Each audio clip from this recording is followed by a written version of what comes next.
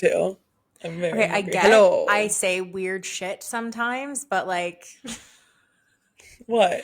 when I record, when I say my toodles or Toodles. There yeah, was a there we were just saying when we were saying goodbye to our guests that there was a season of the podcast. Well, not every a episode, point in time where at the an end it was era, if like you word will. vomit, an era. It was like word vomit. Cole would just be like, Toodles. Every time she'd be like, damn it, why did I do it again? Hated myself every time. Welcome back, guys. Welcome back. You're oh God. I Oh Now I'm having a wow. stroke. Wow. Welcome back to Rough. It's Cool Us Too. We have such a fascinating guest on today. We've got one of my friends, Sarah. I've been working with her for a couple of years. She is a badass. She's a corporate event planner. And I think like her confidence just really comes through on this topic, which is a tricky one. We're talking about being child free by choice. And obviously she talks about sort of her journey to getting there, but I think for anyone at sort of any stage, if you've decided you don't want kids, if you're unsure, if you don't know what the path forwards looks like, I think, or you're even struggling with like friends who have kids and you know Yeah. you want them, like sort of anywhere, I think this is a relevant episode.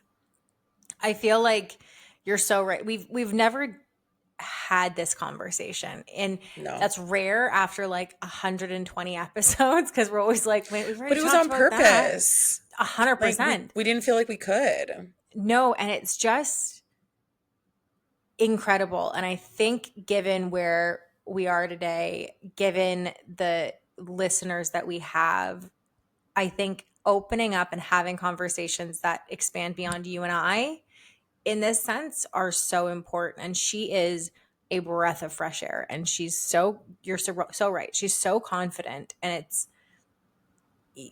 I want to be her friend. Yeah, And she's a great friend.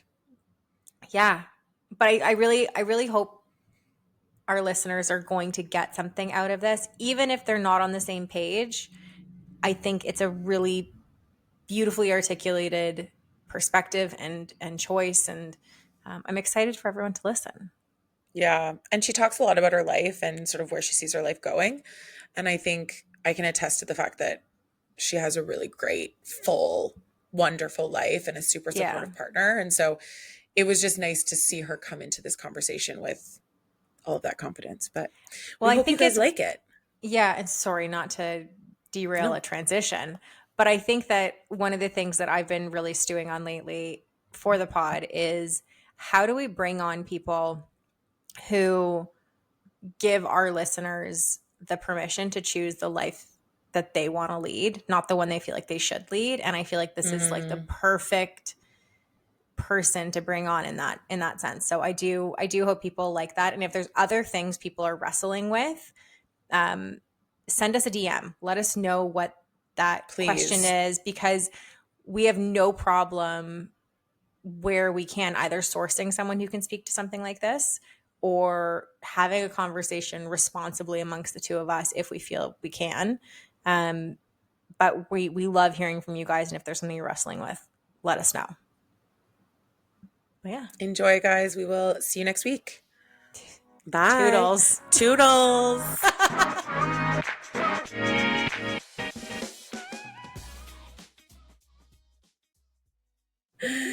All right. Welcome back to It's Cool Us Too. Today we have Sarah on the podcast. Sarah is a friend of mine. We both live in Toronto. She works in corporate events. She has some of the best restaurant taste. I look to her Ooh. for all of my, like, especially West End. Sarah's a West End girly, so she knows a lot about Mm-hmm. what's going on in the West End. She took me to a place, if you're from Toronto, called Mattaccioni, that I don't think can be beat. I digress. This is not an episode about restaurants. Food. But we're very excited to have Sarah on today. We're going to talk about being child free by choice. Sarah, thanks for joining the pod.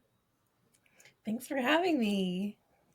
Yeah. We're so excited. I feel like this has been a while in the making too. And Well, yeah, I was the we culprit last time. I was up at my cottage.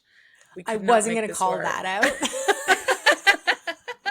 I could not make this work. I was like, I tried like 4 different locations. No dice, but we got there in the end. Yeah, And I've sometimes basically just not technology. and I've basically just not been home for like 6 months, so it's been Yeah. hard. Yeah. The life of someone who works in events. Yeah. And doesn't have kids. Yeah. So, Great transition. oh my God, what a pivot. Well, I told people about your restaurant recommendations, but why don't you tell the listeners a little bit about yourself?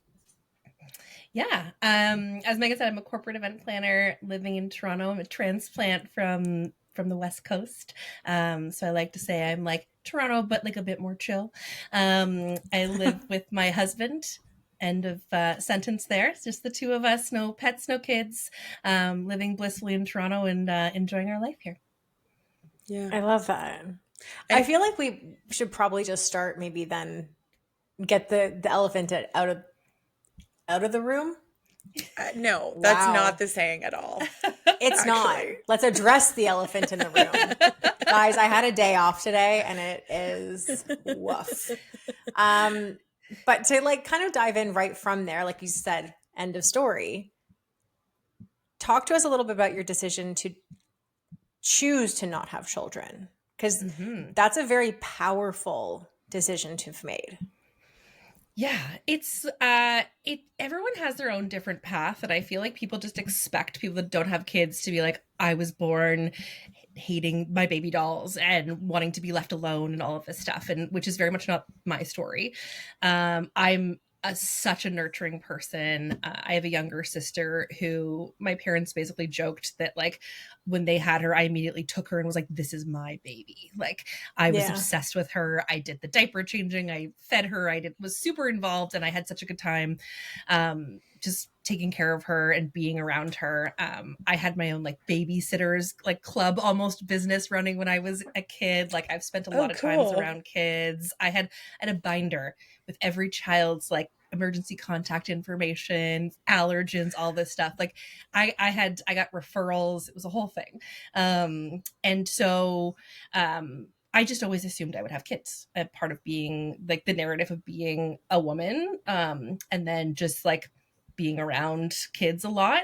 I just assumed that would be the case for me. And when I was 27, I met my now partner, and he was super transparent with me about not wanting kids. Like, you know, I know you're 27.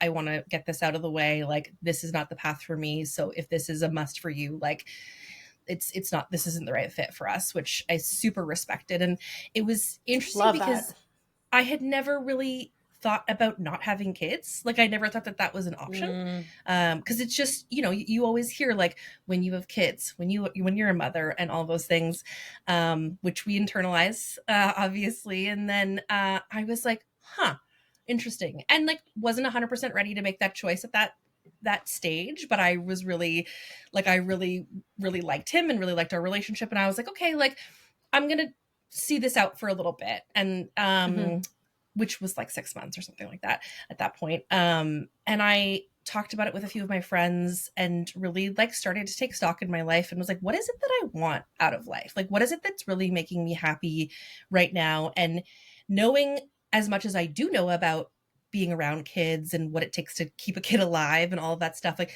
is that the path for me? And I have a really amazing friend, Ashley, who is a mother of 3. And at that point she had 2 of her 3 kids. And I said, like, look, I don't know what to do. And she said to me, if you don't really want it, then I wouldn't recommend. I was like, okay. We love honesty. Yeah. She's just always like that. And I remember hearing her say that and being like, I just don't know that I do. And you know, at one point my now partner and I had split up and sort of parted ways, and I thought, okay, so maybe when I'm looking for a new partner, do I want someone that wants kids? And it just like kept being a no for me. And then we got back together and we've now been married for 7 years, and so the rest is history. But yeah, it just kind of was like a thought I never had until I actually had that conversation, and then started having conversations with people being like, what what do you think? And then being like, well, here's my opinion. And sort of, so I did it in a very methodical way, which I feel like not a lot of people do. Like it's either yes or no. No. But yeah. I find that so interesting. So I'm of the camp that very sure that I would like to have children.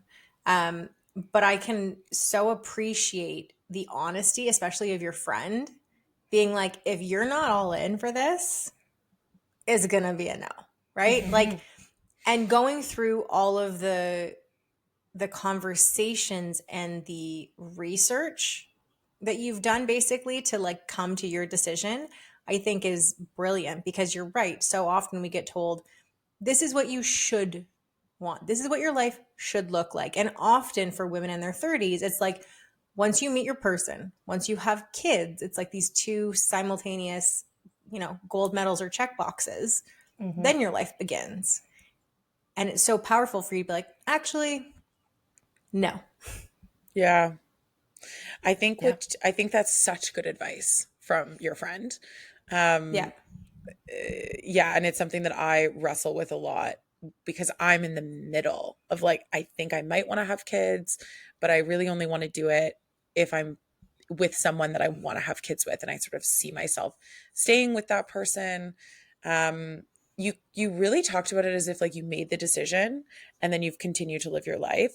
Is it ever something that you wrestle with? Like, do you ever go back and forth and think like, what if? Or do you feel quite at peace with that decision? Yeah, no, like I have a uterus and it does its thing. It has its moments. Like, and I'm like, wait a second, that's a cute baby. Is it? And then I'm like, okay, first of all, you're ovulating. Let's take a step back and check, see what we're doing here. And it always ends up being a no. But of course it does. When a majority of my friends, that's actually not true. I would say half of my friends have kids at this stage, and I'm almost 40, and so there's a lot of like people last minute trying to be like, oh my god, I'm gonna have a kid now, like I need to get pregnant, and I'm like, should I be? Am I? Do I need to do that? Did I miss a memo? Like, there's definitely moments of self-doubt, and that's just like the nature of our society. But when I come home to like that decision and self-reflection, it always ends up being the same answer, and it has been for the last 13, 14 years now. So, I'm sticking with it. That's amazing. And I don't know if and again, if you don't want to talk about this, that's fine, because your partner we did not ask your partner on the podcast, but what were his reasons for not wanting to have kids? Like, did he just sort of know in his bones, like, this isn't for me? Yeah, I don't know if you can talk about that. Yeah, I'm sure he won't mind.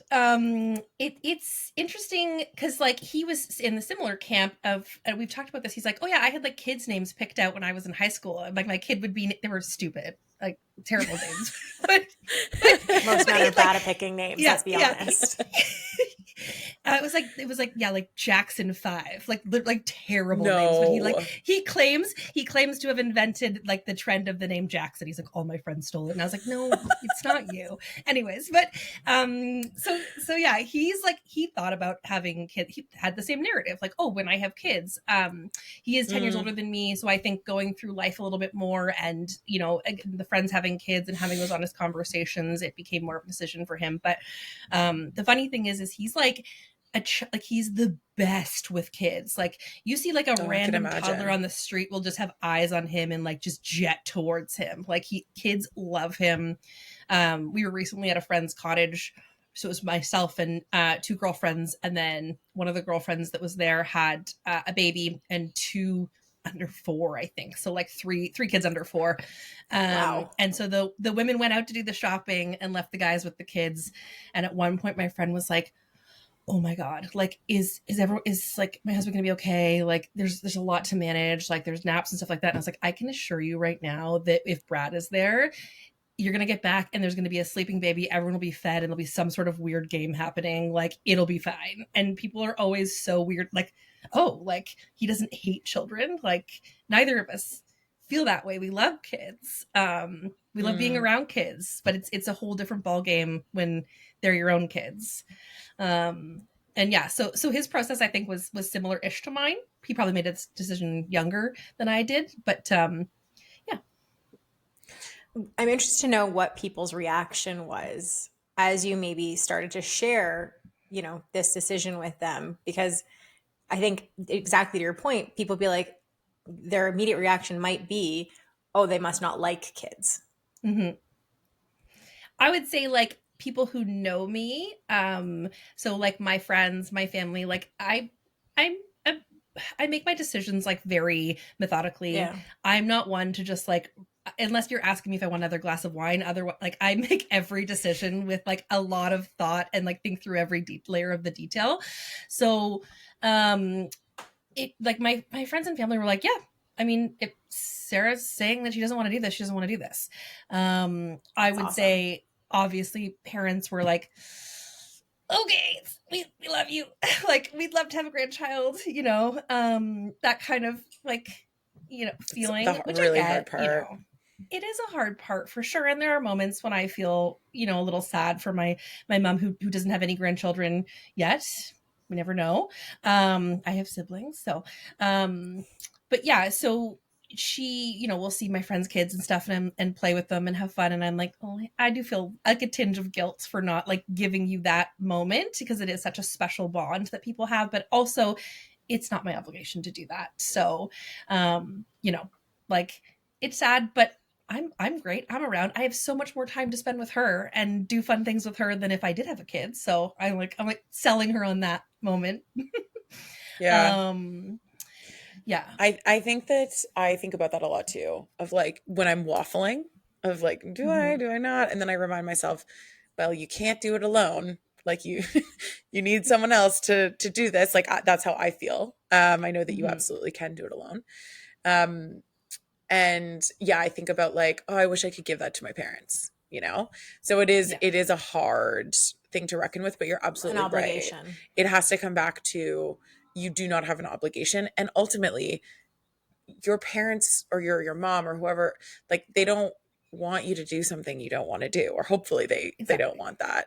Yeah. Yeah. Um, because the worst thing you could do is, bring up a child and Mm-hmm. resent the fact that you've made that decision.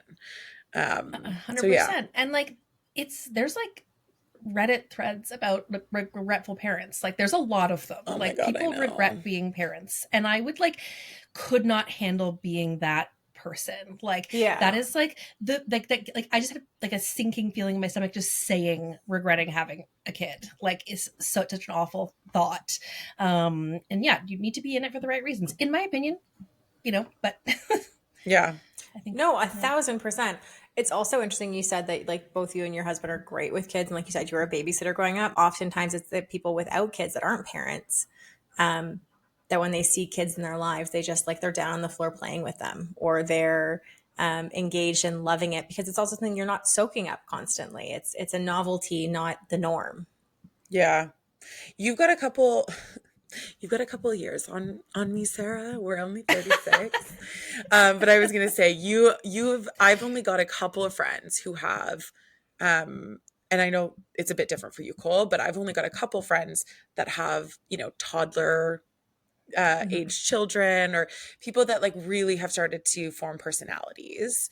And what you were saying, Cole, reminds me of like, if you are child free, you often have the energy when you go to hang out with these families and these kids to be like, I'll get down on the floor because you're not, awake at 4 a.m, cleaning up sick or something like that the night before. So I wondered, like, what has that done for your friendships when it comes to sort of seeing the way they interact with their kids, and being sort of the omnipresent aunt, as it were? Yeah. All my other friends are going to be like, do you only like Ashley? Is Ashley the only friend you want to talk about? But she's just the best example because I've just seen her now for so many years through motherhood. But Yeah. her oldest Kennedy is, and Kennedy's definitely going to listen to this podcast because I'm going to put it on my Instagram and she'll have feedback for me, I'm sure. But I think she's 15 now. And just Oh, seeing her wow. go from like baby to like a 15-year-old and having this personality and seeing her like become become my friend. And I she's the same, she's Ashley. She's so much. And I'm like, oh my God, it's so weird because like I met Ashley when she was like 18. So like 3 years away from where Kennedy is right now, and like seeing that person. And it's so freaking cool to just like watch her grow up. And then like also just like see my friend through so many eras of being a mother is really awesome. Like I have the utmost respect for mothers and like absolutely adore all of my friends that are mothers, and it's so cool watching them morph into these different versions of themselves. But yeah, seeing Ashley go from like, you know, in it with the babies to like just like letting them roam around and be completely themselves, and kind of like a little bit more offhand parenting, minus driving kids to you know practices and stuff like that. But it's really amazing to see. And like I am Auntie Sarah to them. Like they come running to me like when I drive up at the cottage every year to come see them and stuff. And yeah, Kennedy likes every single one of my Instagram posts, and I feel so validated. Love The that. validation from teenagers or like Gen Z or Gen Alpha is next level. It's true. Yeah. We often talk about the splinter era. And I'm interested to know from your perspective, because for me, as like in my group of friends from high school, I'm the only one without kids, and it's not by choice. Mm-hmm. And so I find it hard to connect with them sometimes, and vice versa as well. It's just we're just in very different places. Do you find that to be the case potentially with your friends? Like you said, you've seen them go through all these different eras, and maybe it's on the other side now because they're older. But do you find because of your choice and the lifestyle that you lead now that maybe it's not as hard to connect with them? I'm really butchering this question, but it wasn't one of our prep ones. I think like yeah, it's I'm going to go back to my friend Ashley again. You know, there was years where we would like a text like a couple times a year was the extent of our friendship, and we'd see each other once Right. a year at this cottage weekend. And now we FaceTime way more regularly. We talk all the time. And so it's kind of that like that friendship was always made to last. And it just sometimes things just like ebb and flow. And sometimes people need a bit more space when they are in the thick of things. Or, you know, as someone that doesn't have the kids, I have so much compassion, and I'm like, you don't answer a text for 5 days. I get it. Like you're in it. You get back to me when you need to. So it's just, I think reframing those relationships a little bit has been helpful for me. I think initially it was like, why aren't they answering me? Why is everything different? What's going on? And now I've gone through it now so many times. I'm like, it's all right. They'll get back to me when they get back to me. We'll resume. Like we will connect in the same way, but different when we get together or when we hop on a phone call and stuff like that. But I think just like all things in life ebb and flow, and relationships ebb and flow. And there's some that just like don't continue. And it's sad, but like that's just a part of being Life, an yeah. adult. And some of those relationships that haven't continued are with people that don't have kids, and some of them are people that do. It's just, I think friendships are friendships no matter what, and they'll do what they do. Yeah. I think that was really good advice as well.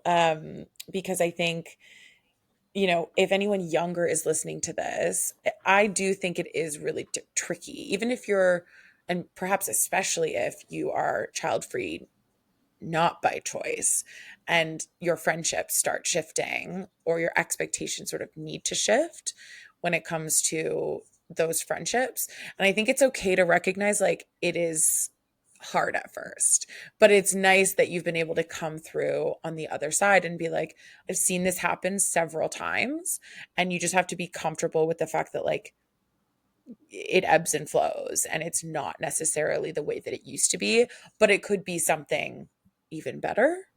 Yeah, I think that's still something I struggle with, is like what, you know, everyone wants to be able to control kind of what a friendship looks like, and we don't have any Totally. control. None. Yeah. None. What do you feel are some misconceptions that you wish people would let go of about electing to be child free? I think the selfish sort of narrative that comes through. I know, you know, my husband and I are part of many villages. We are helpful in a lot of kids' lives. We buy epic Christmas presents. We're I we're love there at that. birthday parties.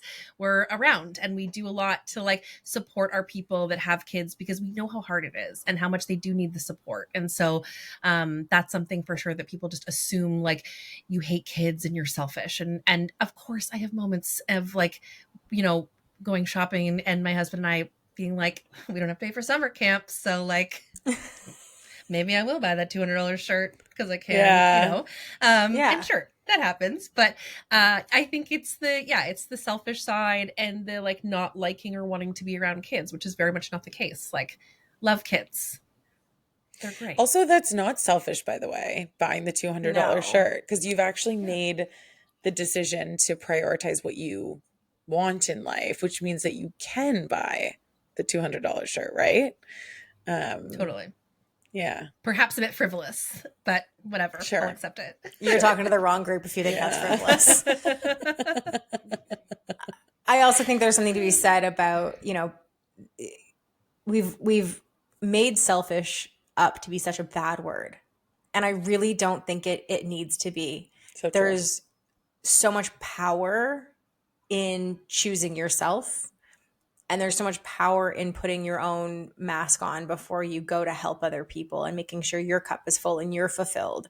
And that looks different for everyone. So it's not about being selfish or feeling that way, because that word to me is honestly, it's got a bad rap and I don't like it. Yeah.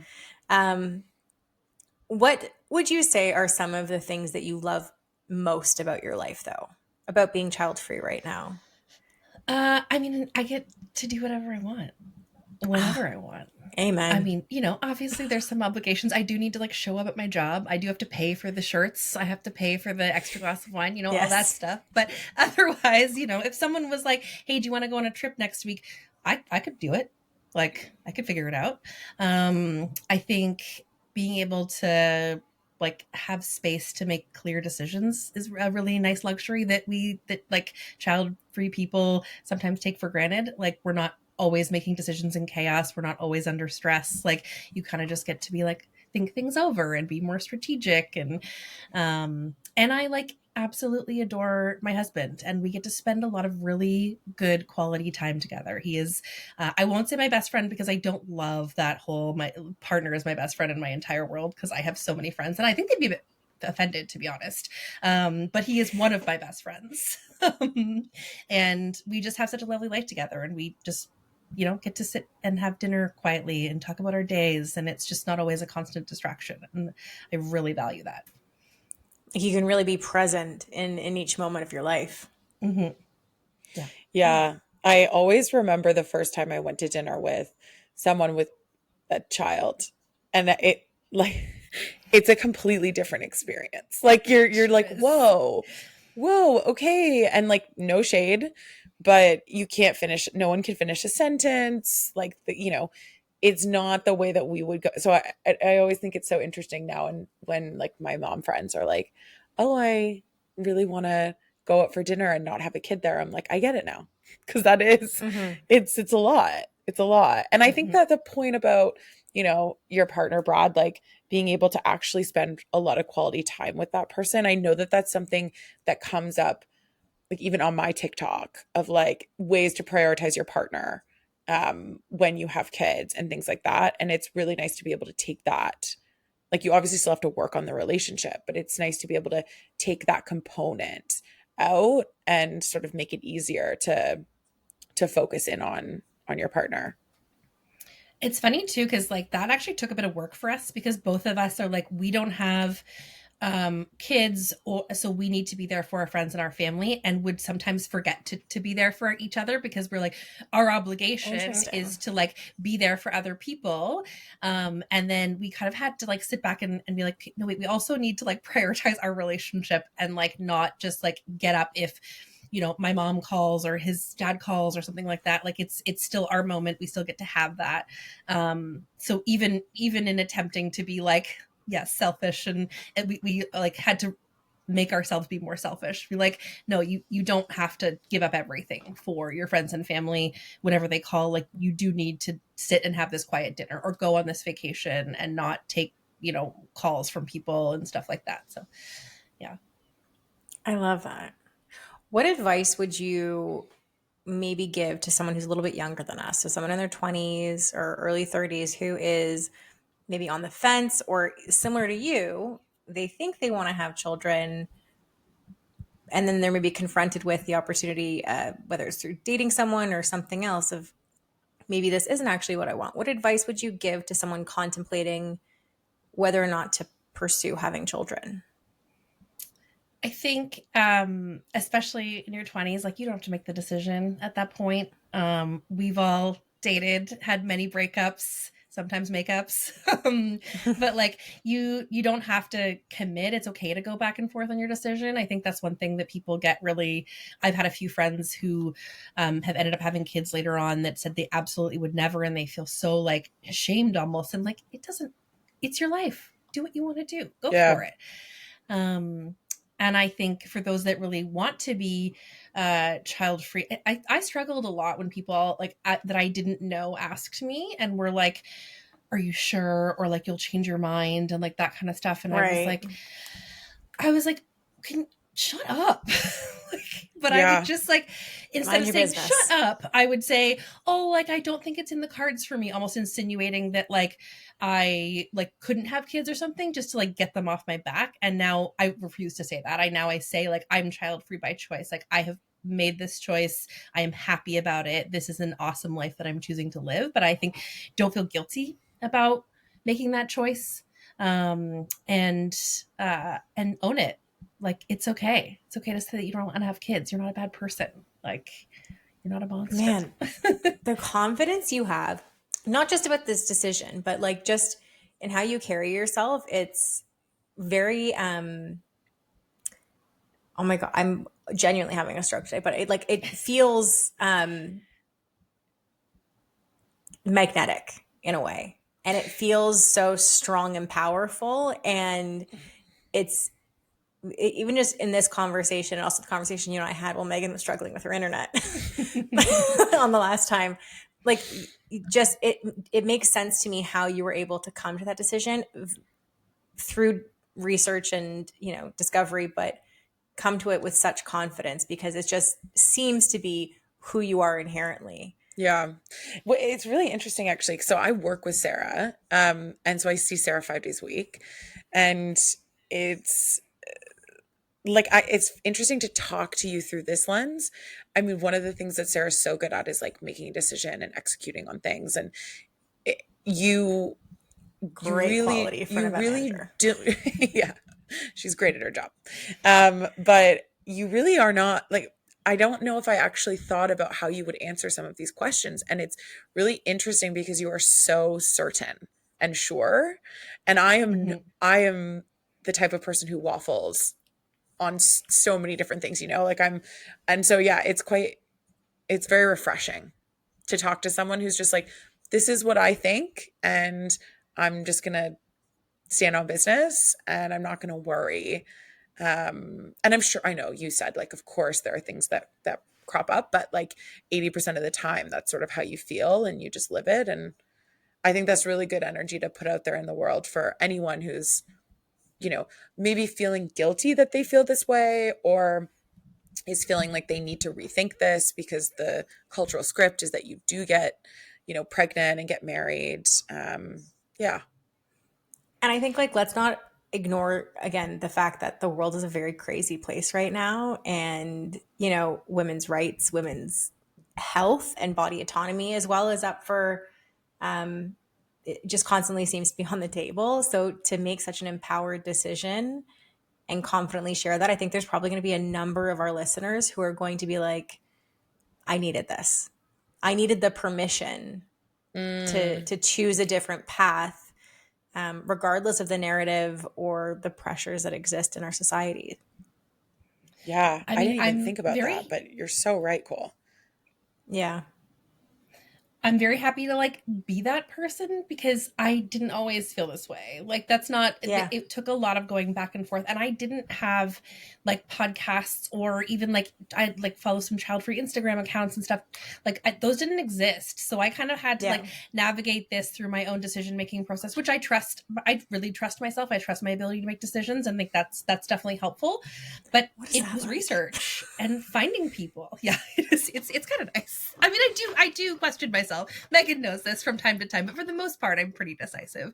But yeah, the like, I just it took a lot of energy and effort for me to get into this place and therapy. And yeah, like getting older and stuff really helps, but it's a great place to be when you land. I know we have moved past this a little bit, but when you talk about like going back and forth and struggling to make that decision, were there things that kept coming up, like whether in therapy or, you know, you were on Reddit on like those threads, like anything that sort of persistently came up that you were like, oh, this is making me think I might have made the wrong decision, like anything like that that sort of seized you? Things that made me question my decision is definitely just like the societal factors, and then just having the friends like one by one by one having kids, and then like seeing them through like I Megan, you've heard me say this a million times, I love a fresh baby, like oh my goodness, like they smell so good. Like, and then Oh you know yeah. like um but yeah, like I think it's just the pressure from society, honestly, like the Yeah. narrative and the people just constantly being like, you'll change your mind, you'll change your mind. And then like you hear it so many times, especially after my husband and I got married. And then we had the audacity to buy a house and people are like, well, when's number 3 coming? And it just kind Oh, of was like, Oh. right. was like, oh my God, we didn't do the third thing. We got married, we bought the house, but we didn't finish it. We didn't do our job. Like hearing that kind of like people come always asking us right after we bought the house, and it was like, okay, no, we're not doing this. Calm down, Yeah. everybody. It's okay. But like eventually the people, like if you constantly hear something, it gets into your head and you like start to question yourself. But again, just like going back to my like thinking of like why I got here and how I got here, that and like a recurring dream of getting pregnant and regretting it, like that I had that dream way too many times. Like waking up in the night being like, oh my Interesting. God. Yeah. Yeah. Wow. If you could go back in time and talk to your 25-year-old self and give her like any glimpse into the life that you have now, or calm any fears or nerves that she would have back then, what would you say to her? I'm exactly where my 25-year-old self wanted to be, like, which is so interesting. Like, Oh, that's I making me love that. emotional. That's so yeah, sweet. yeah, So just like yeah, everything's going to be okay, babe. yeah. That's it. Just trust yourself. It's all gonna be okay. I I think that question, I mean, that's, oh, love that. Because I don't think that's true for me at all. God, no. You're like, 25 Oh was a pivotal God. age. When I I would was have made. 25, I was like, don't worry, hon, you're only gonna have to wait maybe 2 more years to get into a serious relationship, and I'm still waiting over here. Still waiting. Um, but my life is great. I'm fine. No one needs to feel sorry for me. But one thing that I did want to ask that was coming up in my brain as we were talking about this is uh, one thing that people say that always irks me when I say, you know, asking people, and it's oftentimes a lot of straight men, when I say, like, you know, what makes you want to have kids, people will say things like, well, who's going to take care of me when I'm older? Or they'll, you know, yeah, I know. For anyone listening to this, Nicole's face sending her. But I think that is one maybe poor example of this like feeling or this sentiment around what happens as you get older if you don't have kids, you know, like what does, you know, people talk about a turning point in parents' lives being when their kids fly the coop, so to speak, or leave the nest. And when you and your partner think about what your future looks like what gets you excited about the future without children? Like, what do you guys have, maybe not on your bucket list, but like, what does good look like in the next sort of 5, 10, 20 years? I think it's just like, I don't know. I don't know about you guys, but like for me, like life just keeps getting better every year. And I just feel like more like happier. And like, I'm obviously like things happen, bad things happen, you have to deal with it. But like my ability to deal with it, my ability to just like live life and be like authentically myself just seems to be getting better and better. I think, um, that just like being so settled and confident in who I am. I also always joke that I'm probably going to peak when I'm like 65, 70 because I love linens and like just to like love a garden party. Like that's just where I'm going to be probably. But yeah, no, I think just like continuing on this sort of trajectory of doing things for ourselves and like traveling and just keeping continuing to travel. Yeah. And one of the things that you know, people are always, yeah, who's going to take care of you when you're older? Like, I'm taking care of myself right now so I can take care of me when I'm older. And yes, inevitably things will happen and anything can happen to anybody at any time. But like, I'm like, feel like I'm setting myself up really well to be like a healthy, active, older person that can like continue on and like, yeah, hike the Camino and like when I'm 75 or something if I want to, you know? I think Yeah, that's such a valid point. We don't know what's going to happen. And I think preparing or having children for the reason you said, Meg, is just another example of like, that's not the reason to have a child. Like, absolutely it's not. not. No, a So, child is not an insurance policy. Like, get out of here. No, no. And no. Man. raising a child like they are is such an awful thing to do to someone. Like, Yeah. And I think a Yeah. lot of times people are saying it in a joking way, right? They're just like, well, yeah, like, what made me want to have kids? Like, well, someone's gotta look after me when I get older. Um, but yeah, I think the age of having children without really intentionally thinking about whether or not you want to have children is gone. Like, I hope that we are entering an age where people are taking that as seriously as they should. Um, Well, I think part of that comes a little bit with the fact that people are having children older older. now, right? Yeah. Like you would have children back in your like early 20s. Your frontal lobe's not developed. How can you make a decision truthfully about having a child or raising another human being? You know? Yeah. It always makes So me I laugh think when you that think about how helps. old your parents were when they had you and then how old like I'm so far past how old my So parents were. my parents were 31, 30, but they'd been Yeah. married for 10 years prior to that. Yeah, about But the oh, same yeah, for your me. parents were like older. My mom was yeah, 24 when she had me, I think. wild. Yeah, I know. She Wild. was a baby. I was like A raving. bebe. Yeah, Like yeah, Yeah. what? No. I yeah. wasn't, but same, same. Same. Um, so we always end with a question that I think is really, and I'm very interested to know your answer because you're unlike any guest I think we've had on the podcast in a really positive way. So, what does living well in your 30s and 40s and beyond look like for you? I think it's really like taking care of myself. Like I've really been focusing a lot more on like I'm getting like a bone density scan soon to just like make sure I don't have osteoporosis and like just really focusing on those things to like make sure that I'm like able to age well and like age independently and like that's something that I is really important to me right now, which also just makes me feel better all around. Yeah.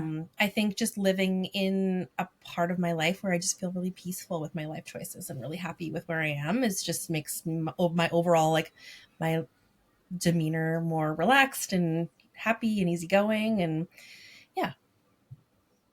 We didn't get I into this, love, but yeah. Sarah's like an actual nutritionist. We didn't talk about this at the beginning, so she knows a lot of stuff I do. about Yeah. nutrition. Yeah. I was just thinking, I'm like, I want to pick your brain about Yeah. what this aging well Yeah. looks like for I you feel like you because, guys are the most likely friends. Sarah and I we're quite different, but you guys are very, very likely. Like I feel like you should have a conversation after this about all of the cool things that Sarah does to maintain her health. She's very healthy. yeah. Sarah, Oh, man. this has been amazing. Thank you so much. Yeah, we haven't had anyone come on and talk about this before, and I think it's such an important topic. And I'm so glad that you could speak to it so eloquently. So yeah, thank you. Thank you for Thanks for sharing. having me. Thanks We'll for talk Okay, to you guys, we'll guys see you soon. Bye. Bye.